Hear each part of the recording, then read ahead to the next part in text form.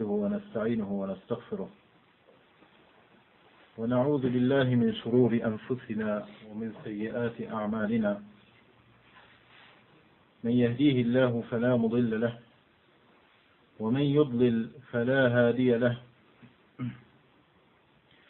وأشهد أن لا إله إلا الله وحده لا شريك له، وأشهد أن محمدا عبده ورسوله. يا أيها الذين آمنوا اتقوا الله حق تقاته ولا تموتن إلا وأنتم مسلمون.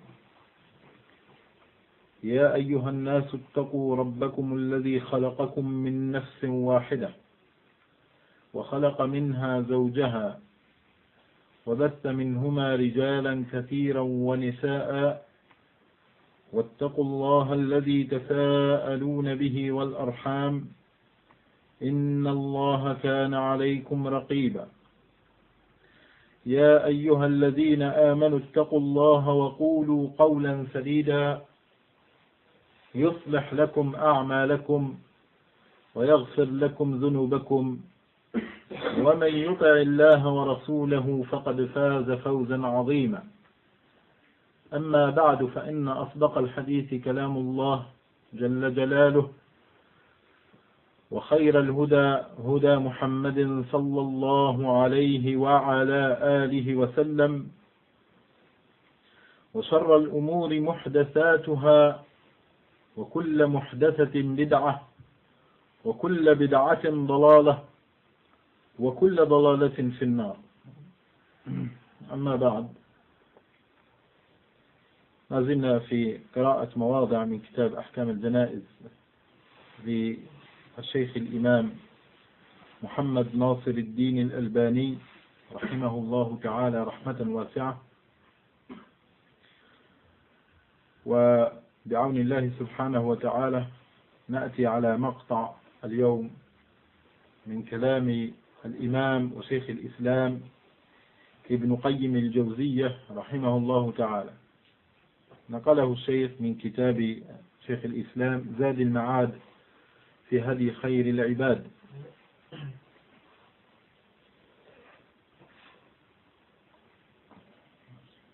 Toujours dans la lecture de certains passages du livre de l'imam Al-Albani rahimahullah ta'ala, son célèbre livre, le livre des funérailles, Ahkam al-Janaiz.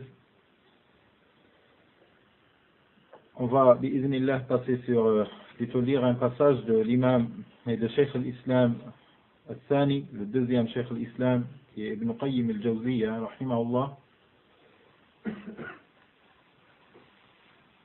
C'est l'un des plus célèbres élèves de Cheikh al-Islam Ibn Taymiyyah, rahimahullah ta'ala, que l'imam al-Albani, rahimahullah, il avait copié, il avait rapporté un passage des propos de Cheikh al-Islam Ibn Qayyim, Ibn Qayyim al-Jawziyya, rahimahullah.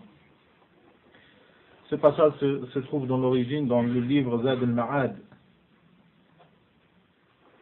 Zad al-Ma'ad, c'est on ose traduire par le ravitaillement ou bien le bagage du voyageur, de celui qui a un rendez-vous. Zad al-Ma'ad fi hadi khayr al-ibad, dans le comportement des meilleures créatures, des meilleurs des serviteurs, qui est Muhammad sallallahu alayhi wa sallam.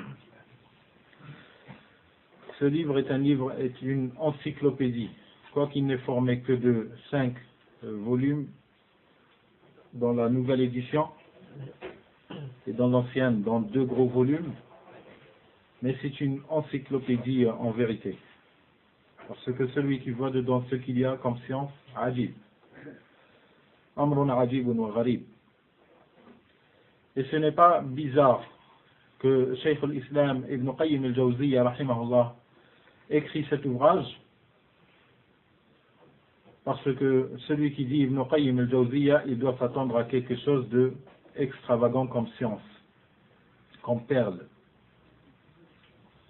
Et ce qui fait la force de ceux qui propagent l'islam de nos jours, c'est que si tu vois quelqu'un qui est trop éminent dans cette époque, tu dois avoir une idée qu'il a été éduqué par les livres de Ibn Taymiyyah et de Ibn Qayyim, rahimahumullahu rahmatan wasi'a. Et ce livre-là, l'encyclopédie Zad al-Ma'ad, comme j'ai dit, ce n'est pas bizarre que Ibn Qayyim écrit ce livre-là. Mais ce qui est bizarre dans cette affaire, dans ce livre-là plus exactement, Zad al-Ma'ad, c'est que Ibn Qayyim al-Jawziyya, lorsqu'il a écrit ce livre-là, alaykoum salam wa rahmatullah, tfaddal, tayyib, c'est que Ibn Qayyim al-Jawziyya, rahimahullah ta'ala, lorsqu'il a écrit ce livre, c'est qu'il a écrit de sa tête, change, bizarrerie. Tu le vois bien classé, sous forme de chapitre.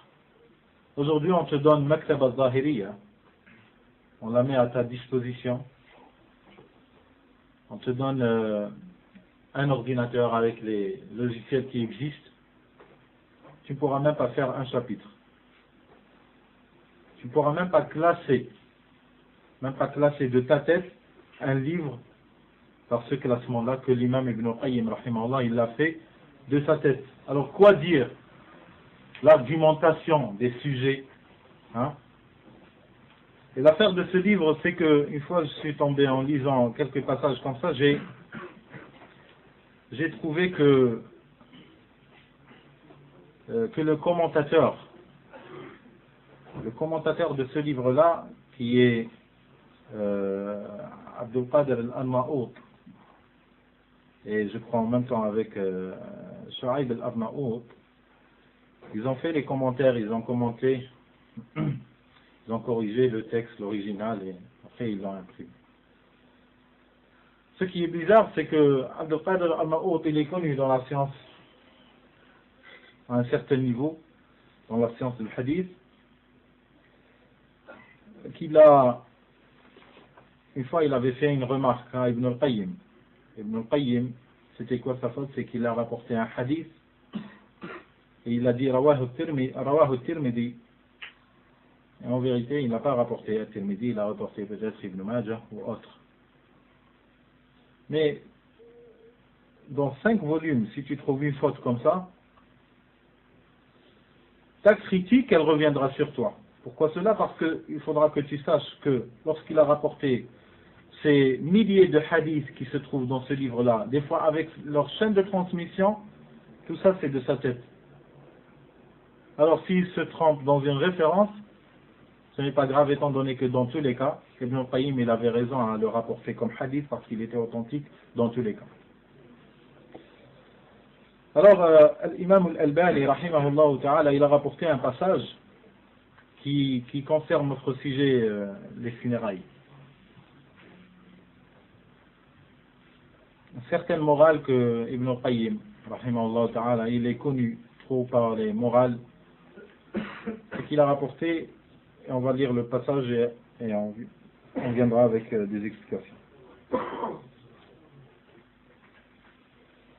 قال ابن القيم رحمه الله وكان من هديه في الجنائز وعليكم السلام وكان من هديه صلى الله عليه وسلم في الجنائز إقامة العبودية للرب تبارك وتعالى على أكمل الأحوال.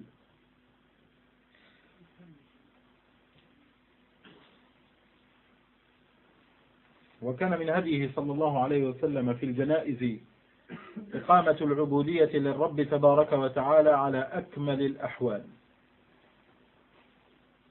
Ce passage, Ibn al-Qayyim rahimahullah, il nous rappelle que comment a été le comportement du prophète sallallahu alayhi wa sallam lors des funérailles. Il disait وكان من هديه صلى الله عليه وسلم في الجنائز إقامة العبودية للرب تبارك وتعالى على أكمل الأحوال. Il réinstaurait l'adoration, il démontrait l'adoration, il revivifiait sallallahu alayhi wa sallam l'adoration et la liaison avec Allah subhanahu wa ta'ala lors des funérailles. Il faisait tout pour te mettre dans les circonstances pour t'ouvrir les yeux de ce que tu es en train de vivre comme événement. قال وكان من هديه في الجنائز إقامة العبودية للرب تبارك وتعالى. إقامة العبودية. L'ubudiyya, comme son professeur à lui, comme son cheikh à lui, le cheikh d'Ibn al-Qayyim, qui est Ibn Taymiyyah, rahimahullah.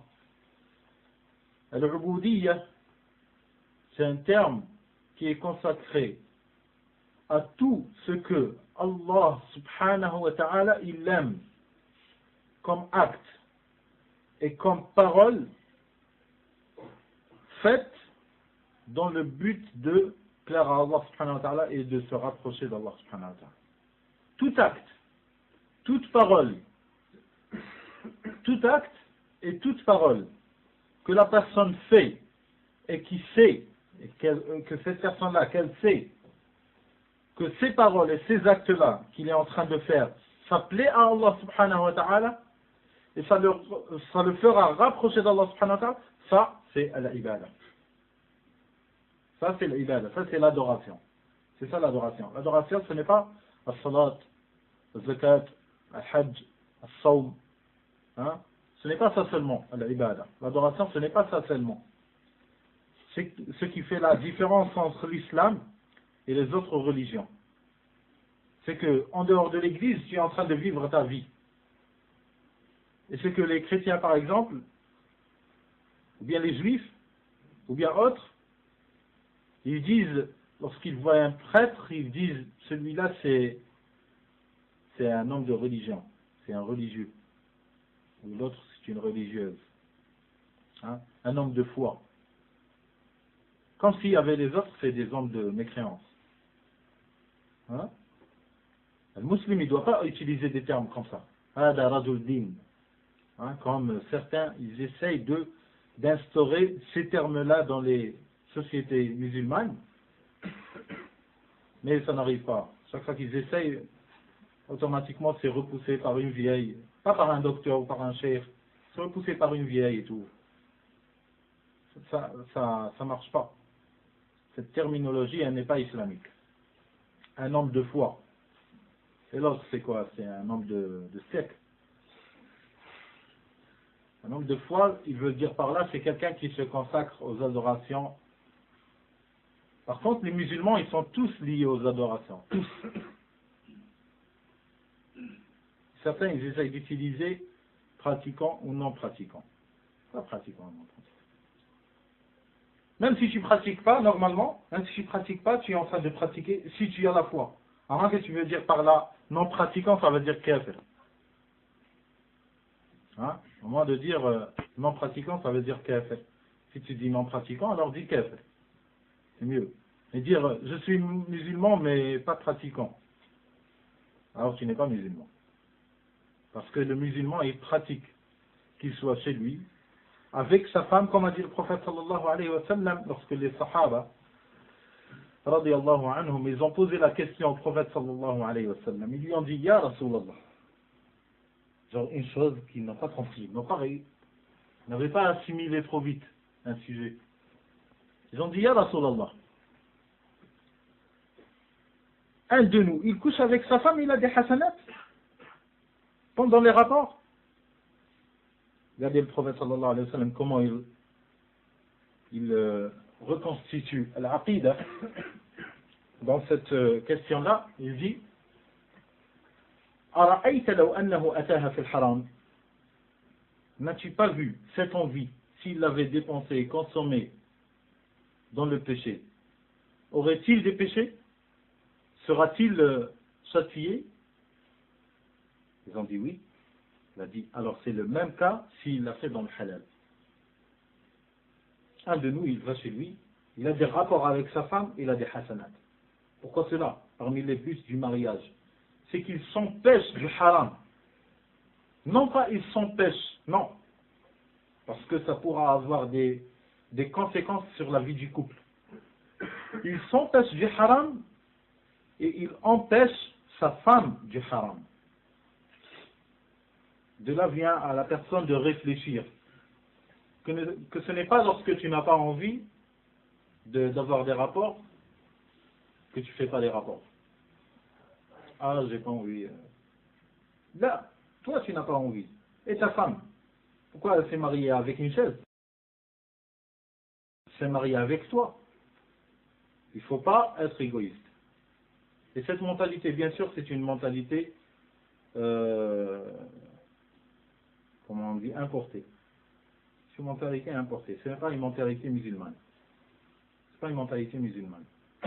C'est pour cela, ceux qui ne comprennent pas ces simples principes, que peut-être les kuffars les en ont, on trouve les accrochages dans les couples. La femme, elle veut plus de rapport.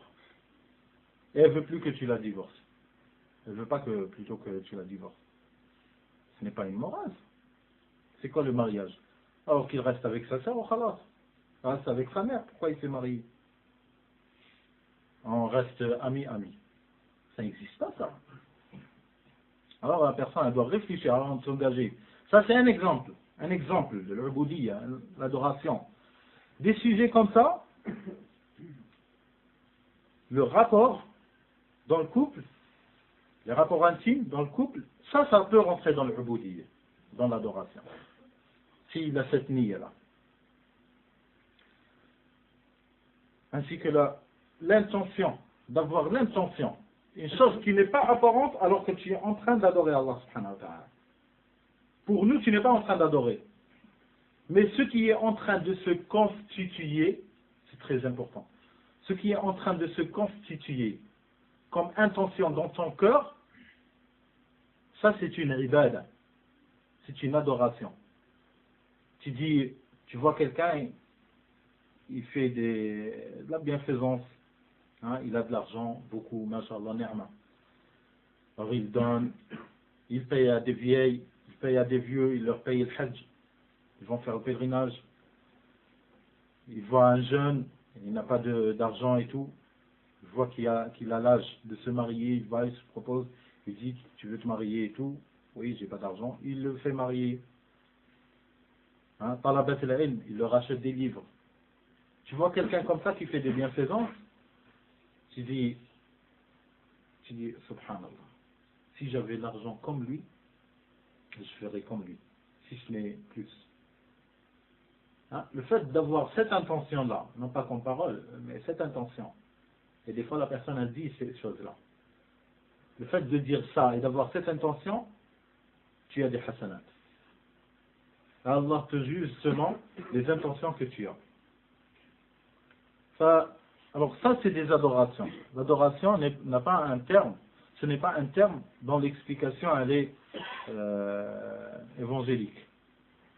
Hein, l'adoration, dimanche, tu vas à l'église, tu ressors, il est à peine 10 heures. Normalement, c'est à ce moment-là qu'on se réveille. Hein, tu ressors de l'église, alors après tu vis. Tu vas, tu es boulanger, tu déjeunes, après, à pétanque. Non. Un musulman, même lorsqu'il joue, même lorsque le musulman il joue, il passe son temps à jouer, il doit réfléchir. Pourquoi je vais jouer? Et lorsque le musulman il a une image d'adoration qui est une image trop serrée, pas vague, hein, lorsqu'il a une certaine conception de l'adoration qui n'est pas juste, qui n'est pas en conformité avec les textes, Coran et Sunna, on trouve que certains musulmans, lorsqu'ils vont jouer, ils jouent le foot. Ils jouent le foot, bon, c'est pas le problème le foot, mais avec qui ils jouent? Hein, tu trouves qu'ils jouent avec des personnes qui ça mérite même pas que tu le regardes. Ça mérite même pas que tu le regardes, parce qu'il y a des gens qui manquent de pudeur. Aujourd'hui, tu joues le foot avec lui, demain, c'est lui qui est en train de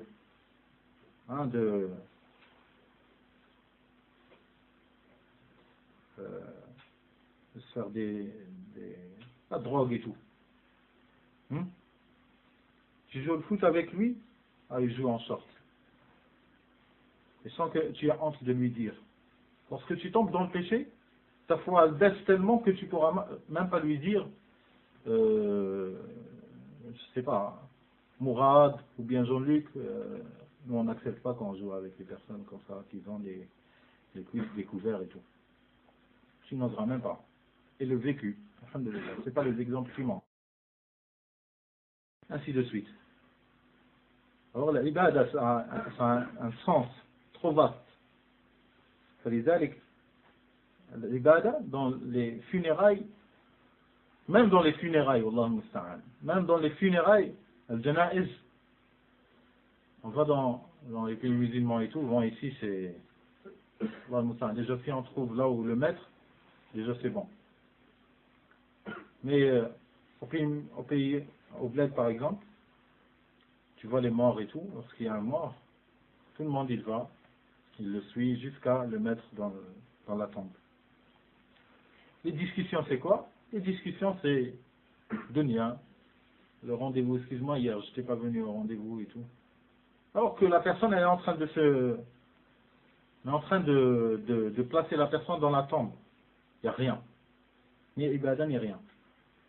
Tu poses cette personne, tu mets le tas de terre sur lui, après tu rentres chez toi, tu continues la même discussion, étant donné que tu n'es pas sorti de la vie quotidienne, entre parenthèses. Mais Salaf, ils étaient autrement. Déjà chez eux, ils étaient autrement que dans notre vie lorsqu'on est en plein ibadah. Chez eux, normal, ils étaient plus que nous lorsqu'on est fait Ramadan les derniers jours. C'est le masjid. فالنبي صلى الله عليه وسلم, le prophète صلى الله عليه وسلم, il remarquait certains sahaba, hein, pour ne pas dire que oui mais celui-là c'est le prophète sallallahu alayhi wa sallam, il a l'ange en contact avec l'ange tout le temps et tout, dua mustajab, il a là, le Nabi sallallahu alayhi wa sallam, il disait du bien sur des adorations. Imagine, le prophète sallallahu alayhi wa sallam, il dit du bien sur une adoration de quelqu'un. Imagine, il dit du bien, il dit Masha'Allah dans l'adoration. Allahu Akbar. Le Nabi sallallahu alayhi wa sallam, il dit, je reconnais les maisons des Ash'ariyin de leur récitation du Coran la nuit. Ash'ariyin, c'est Qabilat al-Ash'ariyin au Yémen. Parmi eux, il y a Abu Moussa al-Ash'ari. Tout le monde connaît Abu Moussa al-Ash'ari, Sahaba. Ça n'a aucune relation avec la secte. Alors, Abu Moussa al-Ash'ari et les autres Ash'ariyin, le prophète sallallahu alayhi wa sallam, lorsqu'il marchait le soir, rentrait chez lui, ou il sortait le soir, il reconnaissait les maisons des Ash'ariyin. Ils sont où les maisons des Ash'ariyin? Il les reconnaît tellement ils passent leur temps à réciter le Coran la nuit. Et ça ne veut pas dire qu'ils criaient fort et tout. Non, pas du tout. Parce que la paisibilité dans la ville. Tellement que la nuit c'est l'heure de dormir. C'est pas comme nous, Allahu musta'an, na'udhu billah.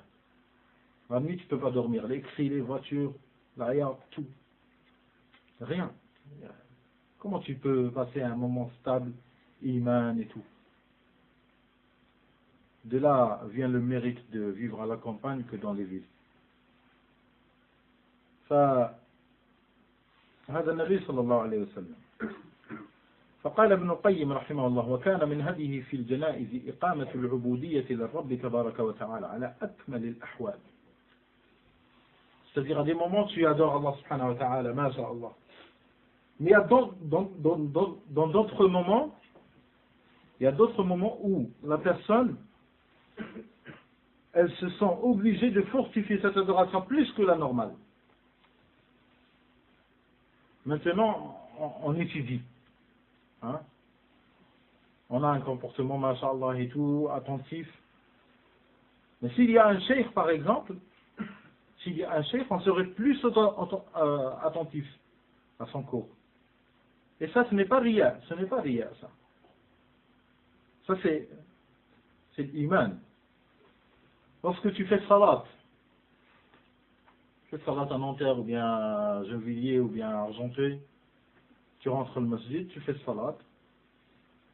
Parce que c'est pareil que si tu étais à la Mecque, ou bien au masjid al-Nabawi, et tu fais salat. Pourtant, c'est une adoration et c'est une autre adoration. Mais la foi, elle augmente lorsqu'il y a les circonstances. لذلك النبي صلى الله عليه وسلم, il avait l'habitude de faire éclaircir plus le comportement pour les sahaba radiallahu anhum qu'ils s'éduquent. Pas pour mourir la foi qu'il y a, le minimum de foi qui reste, tu vas la tuer en faisant des choses rituelles, plutôt traditionnelles, devenues traditionnelles. Tu vois, il est mort. Tu ramènes quelqu'un pour laver le mort. C'est qui sait laver les morts? Il te dit, ah, il y a telle personne. Tu vas chez lui, je vais laver un mort. Ouais, tu viens à 7h, Inch'Allah, tu m'emmènes et on va le laver. Rien. Une roche. Ça, il t'a dit un mort. Normalement, son visage, il change. Son visage, il change. Automatiquement, la foi, elle fait son travail à ce moment-là. Il t'a dit, il y a un mort, ou bien il t'a dit, telle personne, elle est morte. Même si tu ne la connais pas, tu dois te rappeler tout de suite. Imagine, comme il disait Omar ibn Khattab, radiallahu anhu. Il disait, chaque jour on entend telle personne elle est morte, telle personne elle est morte, telle personne elle est morte, et je suis sûr qu'il viendra le jour où on dira Omar ibn Khattab est mort. Et ça fait combien de temps que c'est passé? Radiallahu anhu. Et il est qui? Omar ibn Khattab. Il a sa place au paradis. Radiallahu anhu. Et il est passé. Et nous? Qu'est-ce qu'on a fait pour qu'on dise à Allah subhanahu wa ta'ala, non, laisse-nous encore un petit peu? Il n'y a pas. Il n'y a même pas une alerte. Il y a des alertes, mais elles ne font pas trop d'effet pour ceux qui ont le cœur vide. Il y a des alertes. Parmi les alertes, c'est que tu vois ta barbe, elle pousse.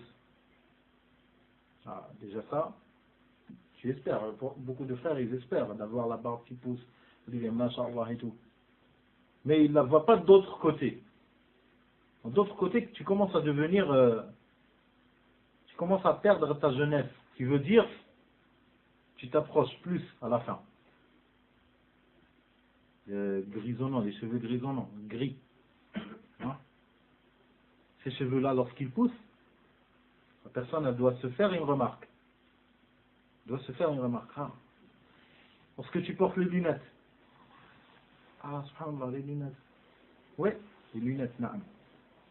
Tu commences à diminuer. Tu commences à t'affaiblir jusqu'à ce que tu ne pourras jamais. Même si tu trouves le remède, tu ne pourras jamais retrouver la vue comme elle était avant. Tout ça, c'est des signes. C'est des alertes. Rappelle-toi qu'il y a toujours la mort. Mais si le cœur il est vide, ces alarmes-là ne servent à rien.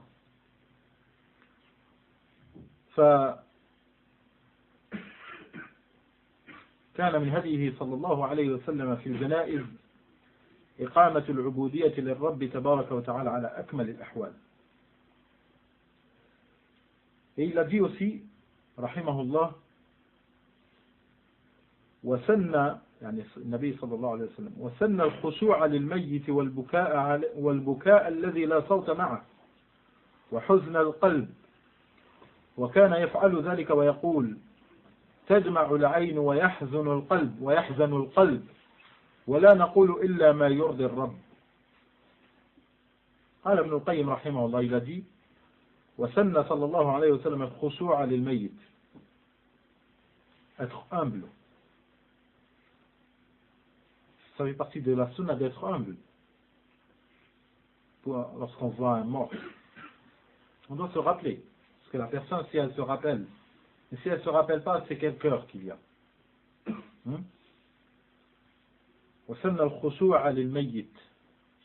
C'est-à-dire, de notre côté, on doit comprendre que on ne va pas dire pourquoi tu es humble comme ça? Tu n'as pas su que la mort viendra? Non. Le Nabi sallallahu alayhi wa sallam, il devenait humble au moment où il y avait les morts. Le Nabi sallallahu alayhi wa sallam kana yakhsha. يأتيه الخشوع حينما يرى ميت أو يسمع بميت صلى الله عليه وسلم. C'est-à-dire, il ne faut pas dire que ça fait partie de notre aqida quand on va mourir. Alors pourquoi changer et tout? Tu vas mourir, khalas. Non. Celui qui dit ça, le shaitan, il est en train de jouer avec. Quoique c'est une vérité. Mais le shaitan, il est en train de jouer avec lui, avec sa foi. Et tellement son cœur, il est dur qu'il ne change pas avec les circonstances. Alors que le Nabi sallallahu alayhi wa sallam, il pleurait. Et si celui-là, il pleure pas, qu'est-ce que ça veut dire? Il y a un des deux qui ne va pas bien.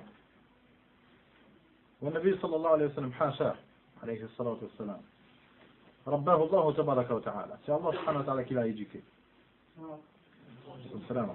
Wa innaka la'ala khuluqin azim. قال وسن الخشوع للميت والبكاء الذي لا صوت معه. عليكم السلام.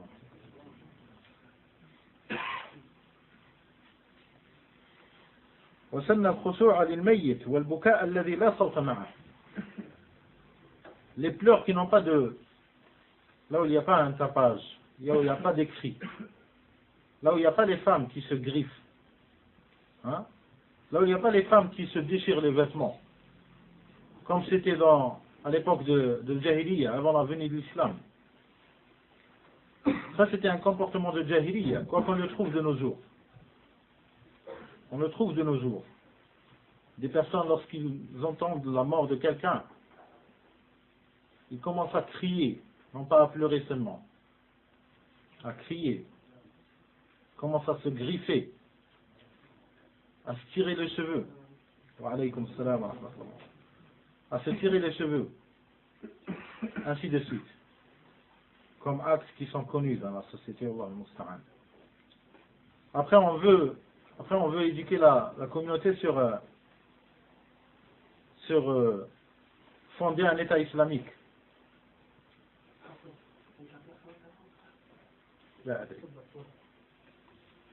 C'est de voir. Alaykum salam. Alaykum salam.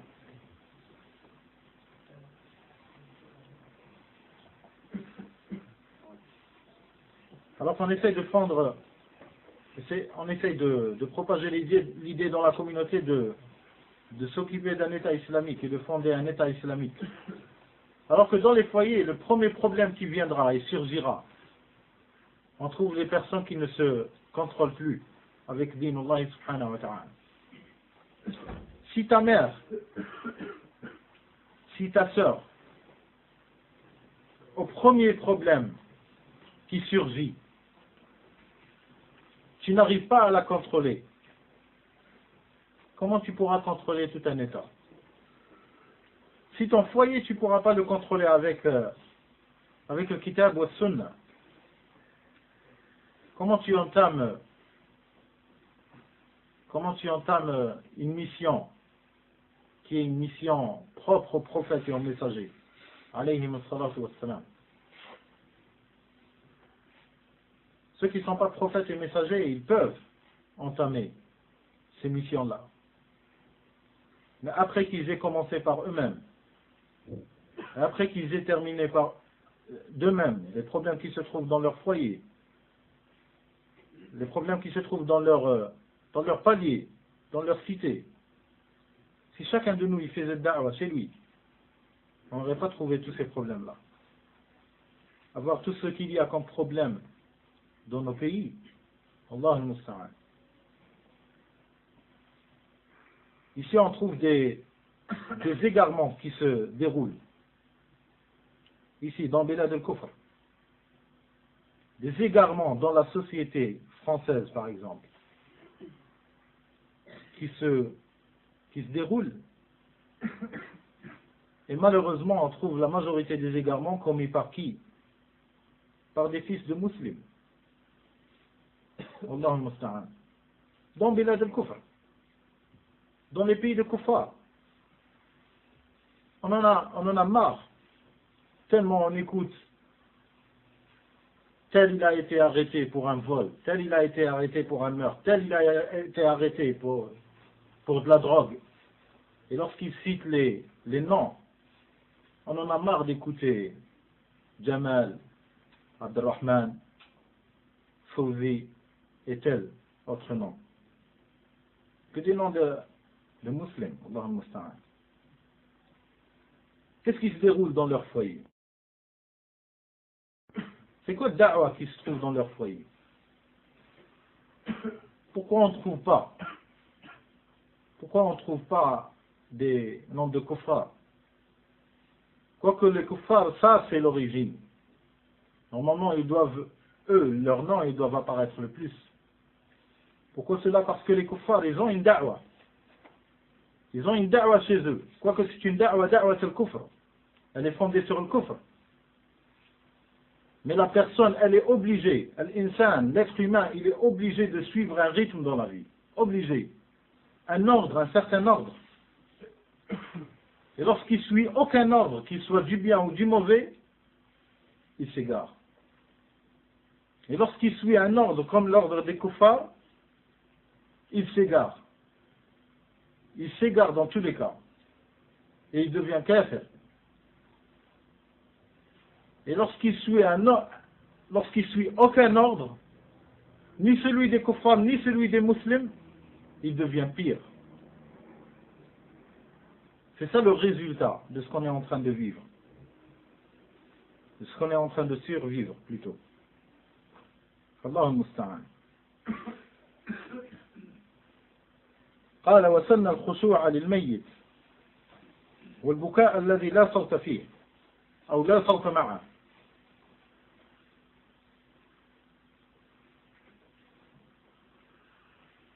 كان صلى الله عليه وسلم يبكي عليه الصلاة والسلام، يبكي على نفسه ويبكي على غيره ويبكي على ذويه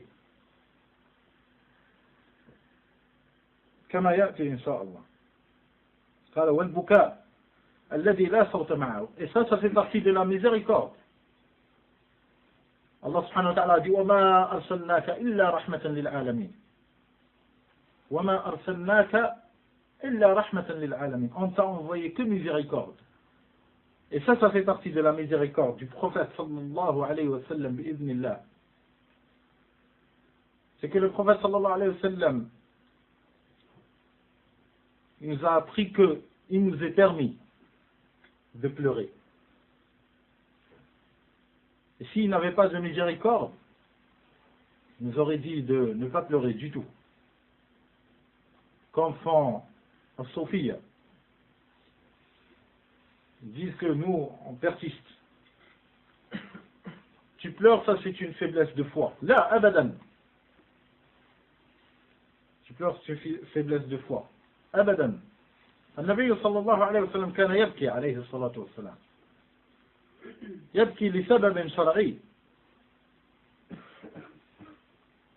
Comme il a fait suivre l'imam Ibn al-Qayyim rahimahullah.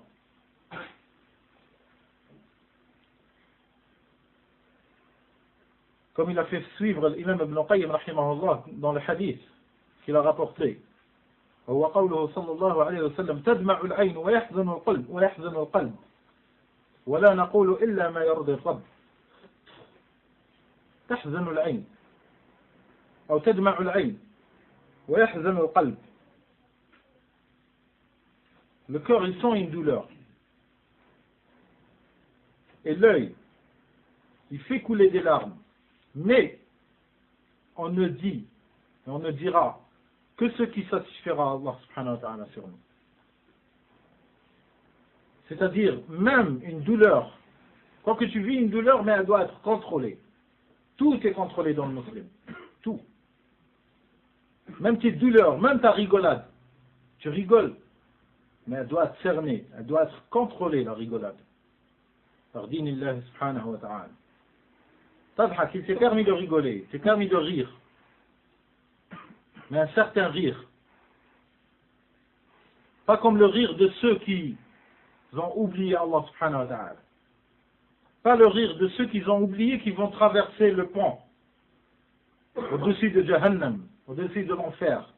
et ils ne savent pas s'ils vont terminer la fin ou bien les pinces vont les retirer vers le bas. Celui qui fait ça, comment va-t-il rigoler? Comment va-t-il rire? Mais la miséricorde d'Allah subhanahu wa ta'ala nous a appris, a fait que il nous a envoyé Muhammad sallallahu alayhi wa sallam, qui dans sa vie même, alayhi salatu wa sallam, il rigolait avec ses compagnons. Il riait avec ses compagnons, il riait avec sa femme. Et il pleurait pour son fils qui est mort, alayhi salatu wa sallam, et pour d'autres. Et il s'énervait. Et il s'énervait pour les choses qui méritent que la personne doit s'énerver. Qui méritent que la personne s'énerve. Non pas tu dis, moi j'ai une foi. Le haram il passe devant toi, c'est la foi qui contrôle. Ni je m'énerve, cool. Comme ils disent, zen. C'est quelle aqida ça? Quelle aqida? J'ai une envie. Je ne suis pas marié, j'ai une envie. Non, je dois la contrôler. Pourquoi tu dois la contrôler? Tu es un être humain? Bien une table. Tu es un être humain. Allah subhanahu wa ta'ala, celui qui t'a créé, c'est lui qui t'a donné cette envie. C'est celui qui a créé la femme, c'est lui qui lui a donné cette envie. Et celui qui a créé l'homme, il lui a créé la femme. Pour qu'il se complète. L'homme, il a toujours besoin de cette femme-là. L'homme, il a toujours besoin de cette femme-là. Ça ne sert à rien de se contrôler. Ça, ce n'est pas un contrôle. Ça, c'est un déséquilibre. Parce que le déséquilibre, plutôt l'équilibre, c'est ce qui se déroule dans la vie de la personne comme Allah il t'a conçu, comme Allah il t'a fait. Il t'a fait avec des passions qui sont des passions lourdes. Ces passions, certes, elles doivent être contrôlées. Tu ne dois pas les dépenser comme tu veux. Tu ne dois pas les consommer comme tu veux. Ni tu dois penser qu'à ça seulement. Ni tu dois les délaisser complètement. Comme celui qui a dit quant à moi, je ne me marie pas avec les femmes. Le prophète sallallahu alayhi wa sallam, pour son compte, il a répliqué sur lui en disant je me marie des femmes, avec les femmes. Ça c'est l'équilibre. Mais celui qui dit que moi je me maîtrise, ça c'est un déséquilibre. Parce qu'il sort de la nature humaine. Il sort de la nature humaine. Comme on va le voir, bi'idhnillah subhanahu wa ta'ala. Alors, Ibn al-Qayyim rahimahullah, il a dit وَسَنَّ الْخُشُوعَ لِلْمَيِّتِ وَالْبُكَاءَ الَّذِي لَا صَوْتَ مَعَهُ وَحُزْنَ الْقَلْبِ وكان يفعل ذلك ويقول صلى الله عليه وسلم. قال ابن القيم وحزن القلب. Et le cœur, il devient malheureux. Le cœur devient malheureux. Ça, c'est un passage qui est très important. Parce qu'il ne suffit pas de lire les passages comme ça, ويحزن القلب. Après, قال كان non. حزن القلب. Ça, c'est une phrase que l'imam il a utilisée. Mais il l'a utilisé, mais pour lui et pour ceux qui connaissent, ça cache des choses. Et le cœur devient malheureux. Ça c'est compris, le cœur devient malheureux. Est-ce que c'est donné à tout le monde que son cœur devient malheureux? Ça c'est une bonté, une ni'ma d'Allah subhanahu wa ta'ala sur toi. Si ton cœur il réussit à devenir malheureux de temps en temps. Pour ce que Allah subhanahu wa ta'ala a cité, le prophète sallallahu alayhi wa sallam a cité. Alayhi salatu wa salam. On te cite le Jannah. Masha'Allah. On te cite l'enfer, rien. Tu dis, a'udhu billah, a'udhu billah. Et après, tu m'as ramené le livre que je t'ai dit. une discussion morte. Alors que si quelqu'un il te fait un rappel, ce qu'est l'enfer, ce qui attend les gens qui sont consacrés pour l'enfer, ici ton cœur il doit devenir malheureux. Et tu dois pas retrouver, tu peux pas retrouver, si ton cœur il est vivant, tu peux pas retrouver l'équilibre, plutôt la stabilité. Tu dois tout de suite recourir au wudu, aux ablutions. Et après tout de suite faire 2 raka'at au minimum. Tu fais 2 raka'at pour qu'Allah subhanahu wa ta'ala te pardonne les péchés. Tusalli tawbatan lillahi subhanahu wa ta'ala. Celui-là, son cœur, il devient malheureux à ces moments-là.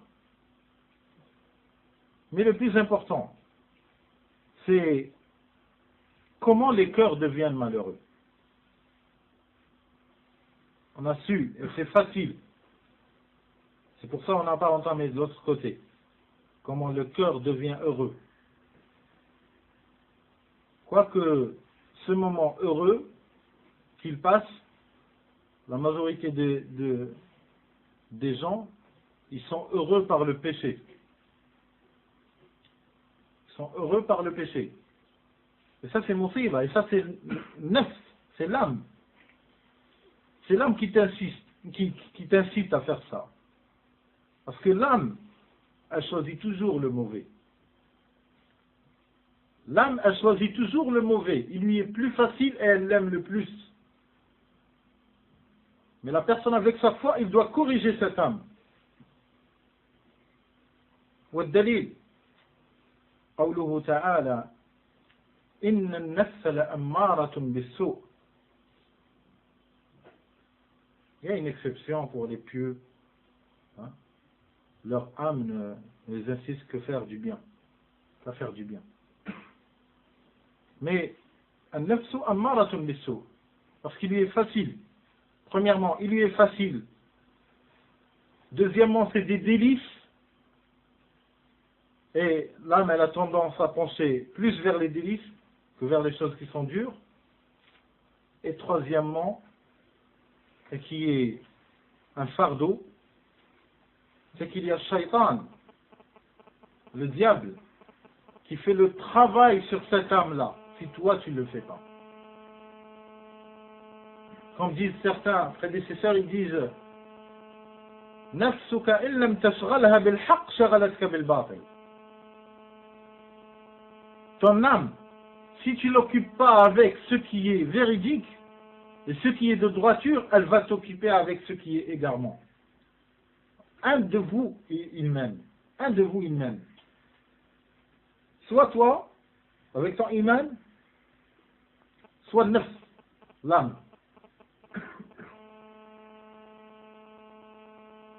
Ça, la personne doit faire le travail sur cette âme-là. Il doit faire du travail journalier, comme on avait dit la dernière fois.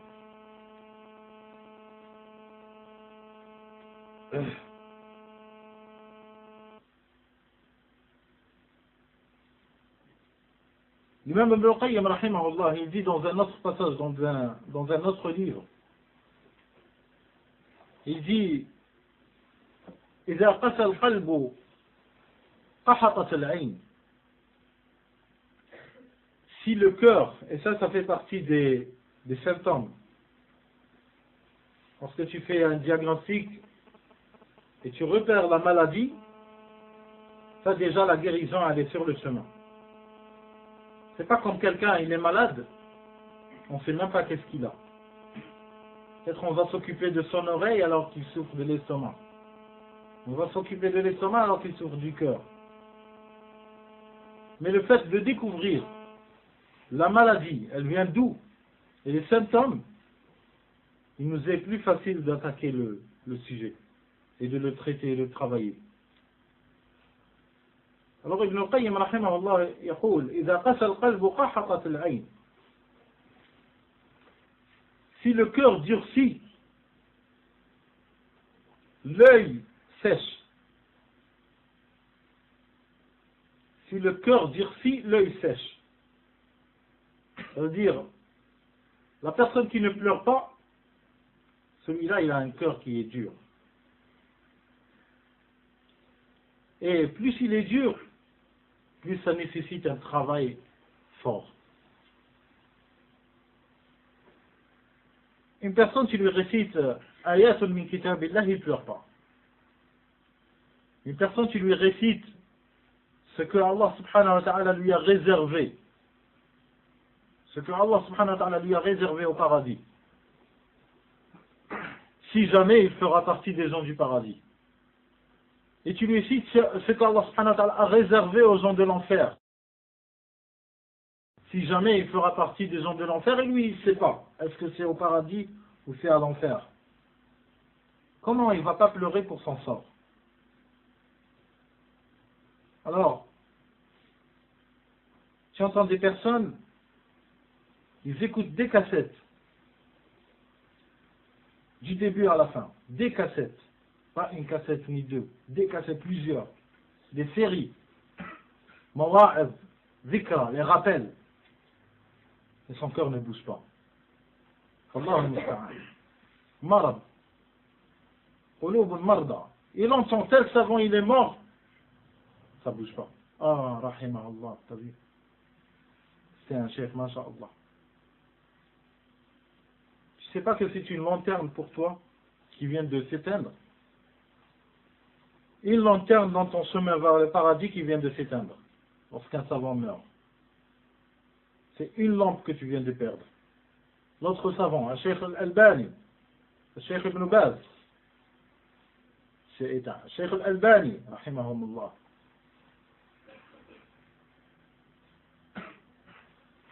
الشيخ مقبل الوادع الشيخ ابن عثيمين رحمهم الله l'un après l'autre.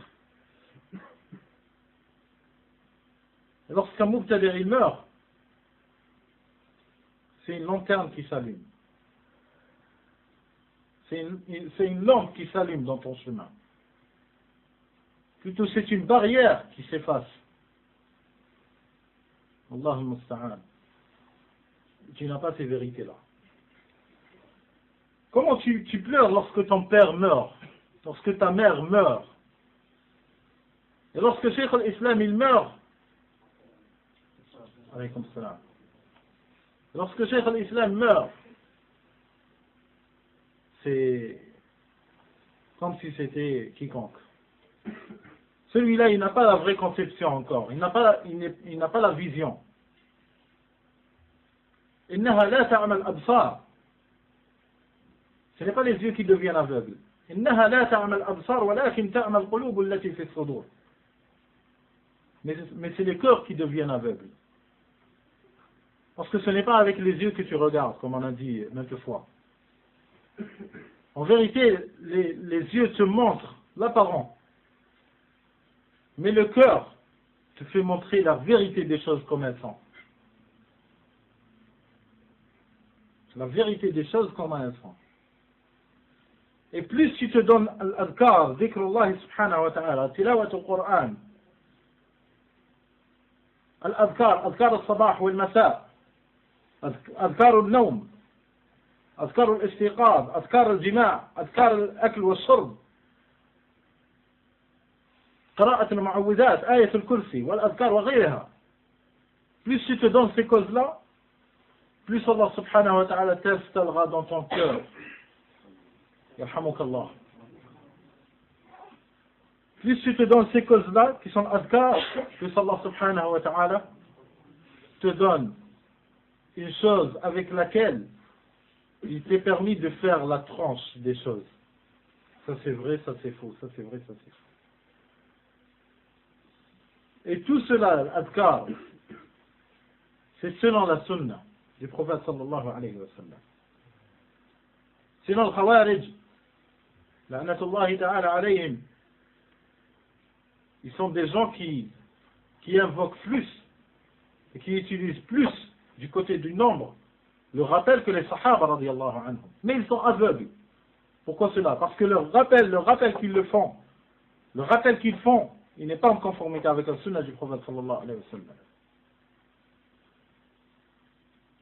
Alors plus tu te donnes ce rappel selon la sunna, plus Allah subhanahu wa ta'ala t'installe dans ton cœur une chose avec laquelle tu fait la tranche des choses. La différence deviendra apparente entre le vrai et le mauvais, entre sunnah et le bid'ah, entre shirk et le kufr et l'iman. Plus tu te donnes cette chose-là, يجعل الله لك في قلبك فرقانا.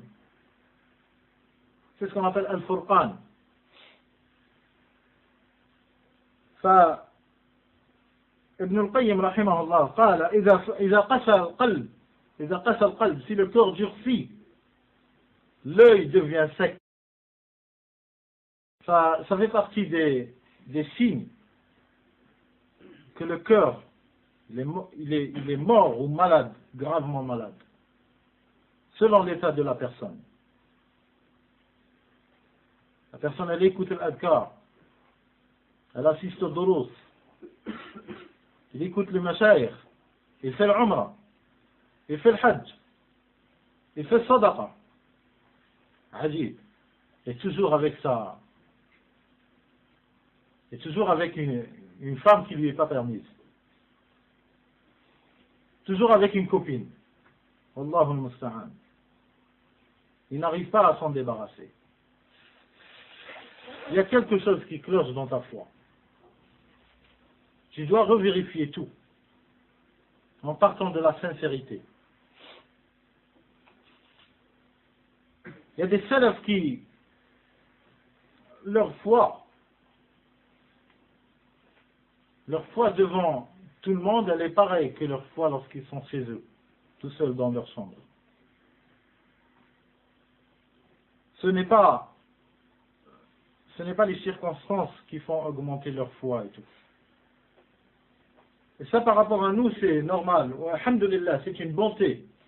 Si notre foi, elle augmente lorsqu'on est avec les frères et tout, et les sœurs, lorsqu'elles sont entre elles, leur foi, elle augmente. Ça, c'est ni'ma min Allah subhanahu wa ta'ala. Ni'matun min Allah. Mais ce qui est mieux, c'est celui qui, sa foi, elle n'est pas liée avec les gens. C'est celui qui, sa foi, elle n'est pas liée aux gens et aux circonstances. C'est celui qui craint Allah subhanahu wa ta'ala tout seul, comme s'il le craignait devant tout le monde. Nous ici, on est tous assis, on a un comportement, nas'al Allah subhanahu wa ta'ala yubarik lana fih. Mais est-ce qu'on garde toujours le même lorsqu'on rentre chez nous? C'est sûr qu'il y a des sujets dans ce sujet-là, parce que c'est un sujet en vérité complexe, avec ses détails. Mais, comme a dit certains sahaba, ils sont venus voir le prophète sallallahu alayhi wa sallam, comme la majorité de vous le connaissent. Ils sont venus voir le prophète sallallahu alayhi wa sallam, ils lui ont dit, Ya Rasulallah, on craint l'hypocrisie dans nos cœurs. Il leur a dit, de quoi vous parlez? Ils ont dit, Ya Rasulallah, lorsqu'on est avec toi, c'est la foi qui augmente. C'est comme si on voyait le Jannah devant nous et tout. Lorsqu'on rentre avec nous, chez nous,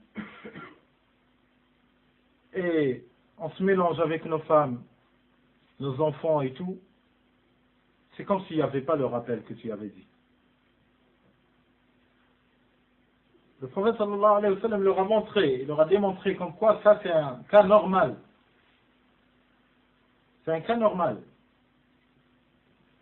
Et il leur a dit, si jamais vous restiez dans le même état de foi, lorsque vous êtes avec moi, que lorsque vous rentrez chez vous, alors les anges viendront et vous serreront la main dans les rues. Mais Allah subhanahu wa ta'ala, il a fait que la foi de la personne, du mu'min, sa foi elle augmente. Et sa foi elle baisse. Elle augmente plus il se donne de bonnes actions qui plaisent à Allah subhanahu wa ta'ala. Actes et paroles, faits et paroles. Plus il se donne les choses qui plaisent à Allah subhanahu wa ta'ala, plus sa foi elle augmente. Et plus il se donne des choses qu'Allah subhanahu wa ta'ala n'aime pas. que le prophète sallallahu alayhi wa sallam a déconseillé ou a interdit, plus sa foi elle baisse. Ou bien autrement dit, plus tu t'éloignes des bonnes choses qui plaisent à Allah subhanahu wa ta'ala, plus ta foi elle baisse. Deux manières de dire la chose. Et pour l'augmentation de foi, plus tu fais les bonnes choses qu'Allah subhanahu wa ta'ala aime, plus ta foi elle augmente. Ou on dira autrement, moins tu fais de péché, ta foi elle augmente. Tu ne peux pas faire et ces termes que j'ai choisis, les deux côtés, sont importants. Du côté que la personne, elle n'a pas de science. Il ne sait pas si ce hadith il est authentique. Il veut le dire. Il a vu une circonstance, un état, une situation. Il s'est rappelé d'un hadith. Il va dire que, oui, je connais ce hadith, mais je ne sais pas. Est-ce qu'il est authentique? Il veut faire du bien pour le propager. Après, il réfléchit bien. Regardez, sans faire da'wa, sans faire da'wa. Lorsque tu ne fais pas da'wa, tu es récompensé. Après, il réfléchit, ce hadith, je ne le connais pas, est-ce qu'il est authentique ou pas? Après, son âme, elle ne cesse de lui dire, vas-y, propage-le. Hein, il y a une chose qui vient et elle lui dit, propage-le, subhanallah, tu vas devenir un des savants de hadith et tout. Comme ça, tous les gens qui vont écouter, tu auras leur récompense. Le shaitan, il vient, il lui insiste. Vas-y, masha'Allah, les savants, ils propagent sunnah, elle va s'éclater sur terre. Et après lui, il insiste sur un principe de ne pas propager n'importe quoi. Alors le fait qu'il tienne sa bouche, de dire ce hadith-là, s'il ne sait pas que c'est un hadith authentique ou pas, parce qu'il sait très bien que ça fait partie de dire sur le prophète ce qu'il n'a pas dit, si jamais il ne l'avait pas dit. Le fait qu'il ne propage pas ce hadith-là, il sera récompensé. Et c'est une très bonne action. Et peut-être cette action-là, le fait de se taire, devant tout le monde, tu vois une personne, comme j'ai dit tout à l'heure au début, tu vois une personne assise. Depuis qu'elle est assise, pendant qu'elle était assise, il s'est déjà acheté le paradis. Wallah musta'an. Il a pris sa place au paradis sans qu'il t'apparaît rien. Pour voir les intentions, c'est quoi leur effet, leur valeur.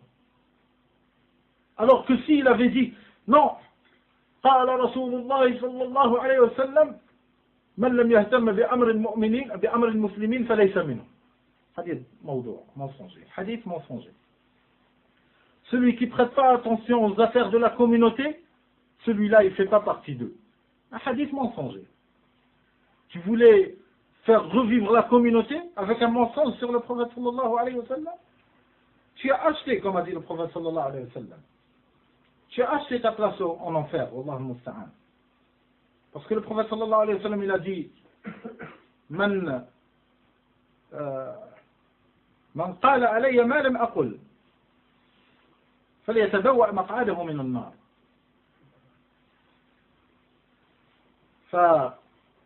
Celui qui dit sur moi ce que je n'ai pas dit, le prophète sallallahu alayhi wa sallam a dit, sallallahu alayhi wa ala alihi wa sallam. Il a dit, celui qui dit sur moi ce que je n'ai pas dit, qu'il sache que sa place elle est réservée en enfer. Qu'est-ce qui t'a mené à cela? Le fait de te taire seulement, ta foi elle augmente. Le fait de ne pas dire une chose, ta foi elle augmente et tu auras peut-être acheté, comme j'ai dit, ta place au paradis. Alors, de là j'ai cité que le fait de faire de bonnes actions augmente la foi, ou bien le fait de ne pas faire les mauvaises actions augmente la foi aussi.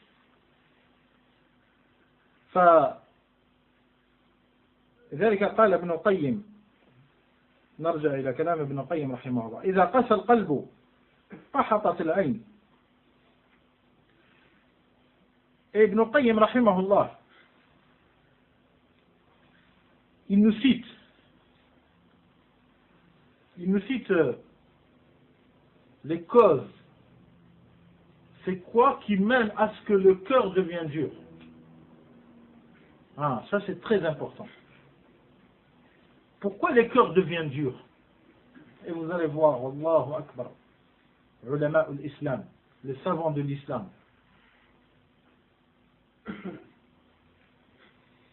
ابن القيم رحمه الله يقول: قسوة القلب من 4 أشياء.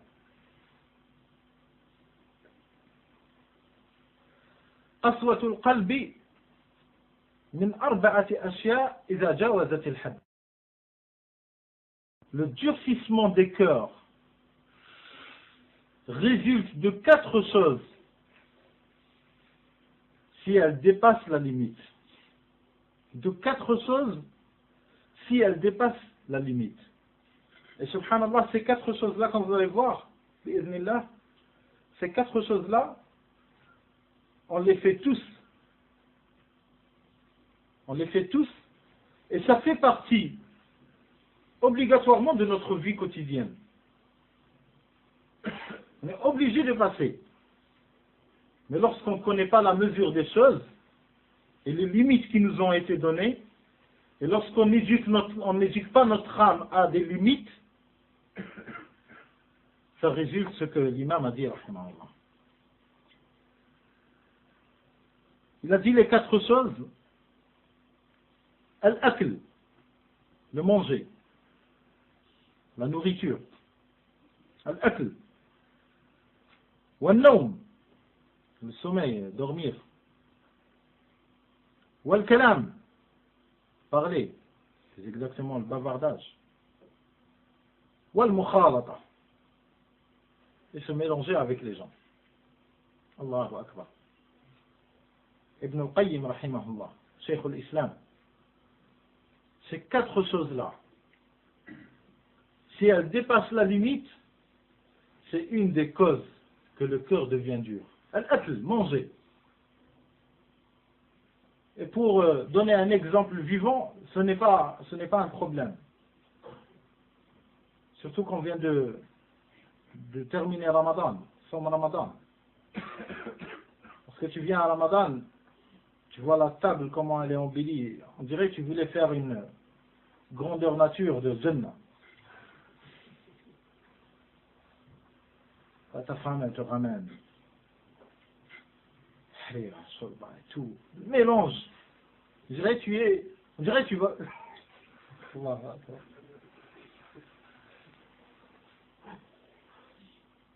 الله المستعان. خذ مرض، والله مرض يا اخوان. الله المستعان.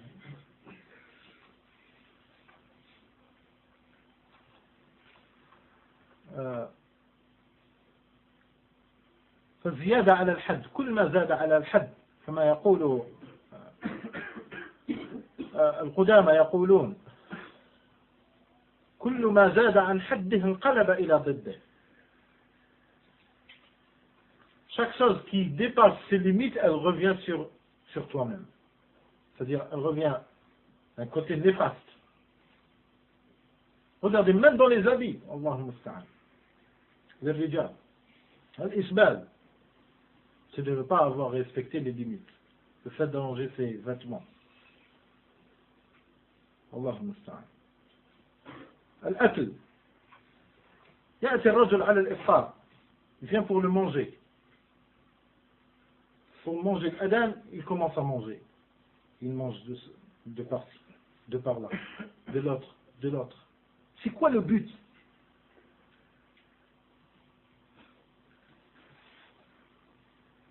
Il n'y a pas de morale. Lorsqu'on mange, il n'y a plus de morale. Il n'y a plus de but. Pourquoi tu manges? Si on te pose la question, pourquoi tu manges? C'est pas je mange pour garder la forme. Non. C'est de l'amour. Shahwa. C'est comme si, Allahu musta'an, de chaque plat tu dois goûter, obligé. Même s'il goûte et après il va vomir, ça fait rien. L'essentiel c'est qu'il goûte. Des gâteaux. Tu vas acheter des gâteaux. Ta femme elle te dit, tu ramènes par exemple baklava ou qalb al-luz.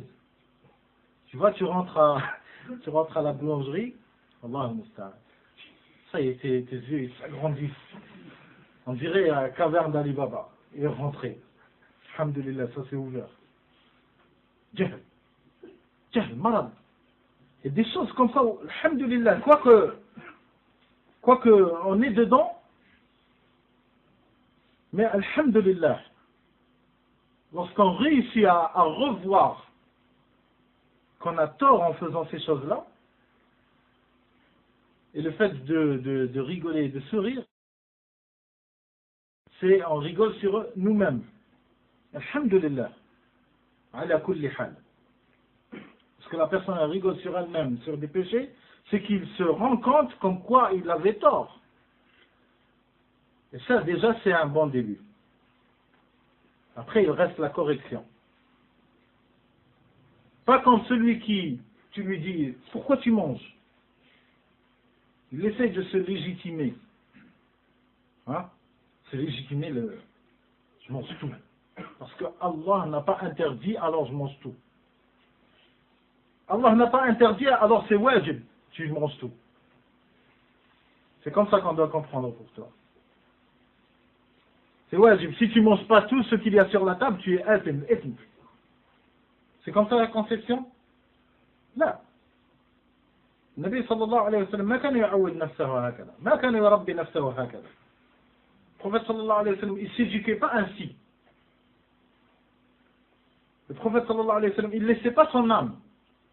Elle se donne tout ce qu'elle a envie. Là, c'est comme si tu avais un enfant. C'est comme si tu as un enfant. Il te dit j'ai envie des bonbons. Tu lui achètes un bonbon. J'ai envie de jouer, tu lui achètes un jouet. Oh, ça va où? Ça va que... Hein? Alors, Allah musta'an. Après, tu souffriras comme les kuffars. Ils leur font tout un speech. Hein? Je veux ce jouet. Non, après on va acheter. Ça y est. Il hala sur place. Il commence à crier à la poissonnerie. Les cris obligés. Après, pour le faire taire seulement, elle lui achète. Incapable dans l'éducation. Elle est incapable. Une femme qui est comme ça, elle est incapable pour éduquer. La vraie maman et la vraie mère, c'est celle qui donne à son fils et qui empêche son fils.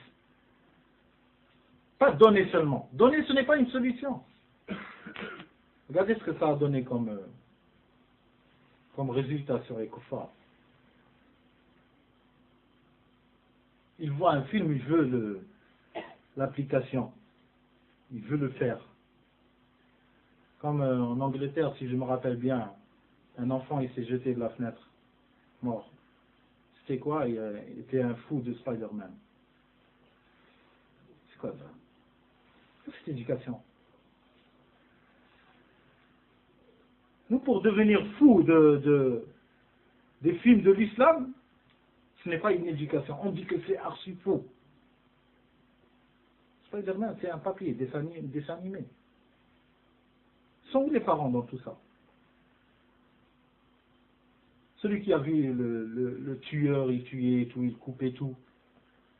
Wallah, j'ai entendu dans les infos. Il a tué son père, sa mère, et je ne sais qui a échappé. Un enfant. C'est quelle éducation ça? Ça, al-akl, qala wal-nawm, et le sommeil, dormir. Ça aussi, ça a une limite. Certains, ils sont endoctrinés par les décisions des psychologues, des sociologues et tout. Tu es fou, tu n'as pas dormi assez. Tu n'as pas dormi assez. Tu sais pas que tu dois faire 8 heures? Wallah, j'ai pas le calcul sur place. Sinon, celui qui a vécu 20 ans. Si on calcule, il dort 8 heures. Il aura vécu combien d'années? Allah Moussa, c'est un calcul à faire. Celui qui a vécu 70 ans. Celui qui a vécu 70 ans, s'il dort 8 heures par jour.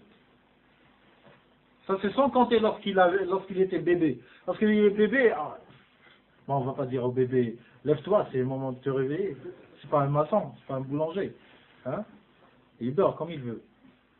Mais l'enfant, il doit être éduqué à dormir ce qu'il a envie. Ce que son corps, ce que tu sentiras et tu verras que son corps, il est surexcité, ça ne veut pas dire il ne veut pas dormir. Non, peut-être qu'il manque de sommeil. Ça aussi, ça rentre dans l'éducation. Les parents, ils disent « Oh, regarde, machallah, il est trop vivant. » Alors que sa sœur, elle dort. Quoi? Pourquoi il est trop vivant comme ça? Pourquoi il est excité, il est énervé? Des parents, Allah al-Musta'an, aucune notion. Si le père, il décide de l'emmener dormir, ou bien la mère, elle décide de l'emmener dormir, tu vois pas qu'il est en train de jouer, le père ou bien la mère, elle intervient à l'autre. Et vous, l'éducation, alors que les parents, si les parents ils commencent à ne pas être d'accord entre eux sur l'éducation de l'enfant et devant lui, quel enfant il va sortir? Quel enfant va sortir? Il va prendre quelle mentalité? Du père ou de la mère? Il va prendre aucune. Laisse-le. Non, je ne le laisse pas, c'est l'heure de dormir. Non, laisse-le. Parce que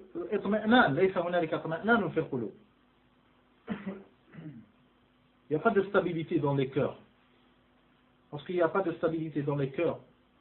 Il n'y a même pas les notions, les premières notions de la vie d'un couple. Pour cela, Allah subhanahu wa ta'ala, il a dit Ala bi dhikrillahi tatma'inul qulub. Et de là, on revient aux maisons et aux foyers qui font sortir des voyous. Il n'y a pas dhikrullah. Il n'y a pas d'adhkar. Le père, il travaille, il croit qu'il est en train de faire son service. Ce mois-ci, je vous ai ramené, on va, Allah, à la fin de l'année, on va au Maroc. Ou bien on va en Algérie, ou bien on va en Tunisie, ou bien en Égypte, ou bien en Inde. On va partir au bled. Hein? Pourquoi? Parce que j'ai fait rentrer. Vous avez vu papa comment il est? Papa.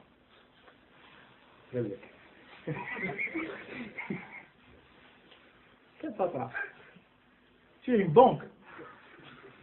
Tu es une banque, c'est tout. Jackpot. Ni papa ni rien. Maman, la facture, combien tu as ramené toi aussi? Ils sont acquis, les enfants. Ils sont éduqués par qui? Ils sont éduqués par qui?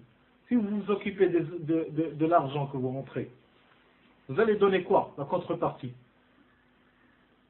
Vous allez donner vos enfants. Vous allez donner vos enfants comme voyous à la société, ou bien irresponsables, ou bien image typique des parents. فالله المستعان.